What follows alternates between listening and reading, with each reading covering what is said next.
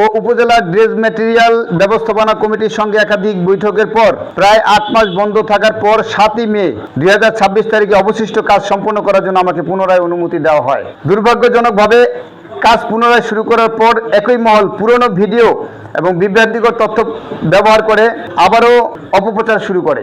বর্তমান সরকারের ভাবমূর্তি ক্ষতিগ্রস্ত করতে এবং ফ্যাসিস্টদের এজেন্ডা বাস্তবায়নে যারা কাজ করেছেন তারাই শুধু এই মূলত অপপ্রচারগুলি করেন।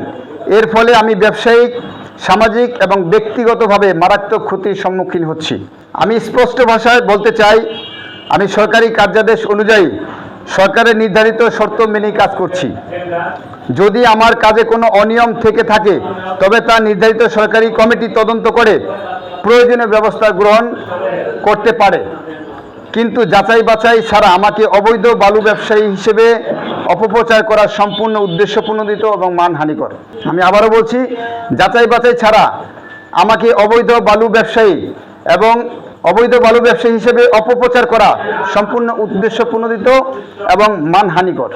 আমি 2 জুলাই পর্যন্ত সর্বমোট 5,80,48,470 ঘনফুট ড্রেজ ম্যাটেরিয়াল অপসারণ করতে পেরেছি এবং 4,19,51,000 প্রায় 4,19,51,530 ঘনফুট বালি অপসারণ এখনো বাকি আছে।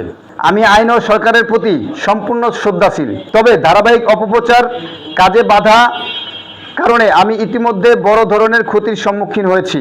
এই প্রকল্প বাস্তবায়নের জন্য আমি আত্মীয়-স্বজন ও শুভাকাঙ্ক্ষীদের কাছ থেকে ঋণ নিয়েছি এবং ড্রেজার সহ বিভিন্ন যন্ত্রপাতির বিপরীতে বিপুল অগ্রিম অর্থ পরিশোধ করেছি।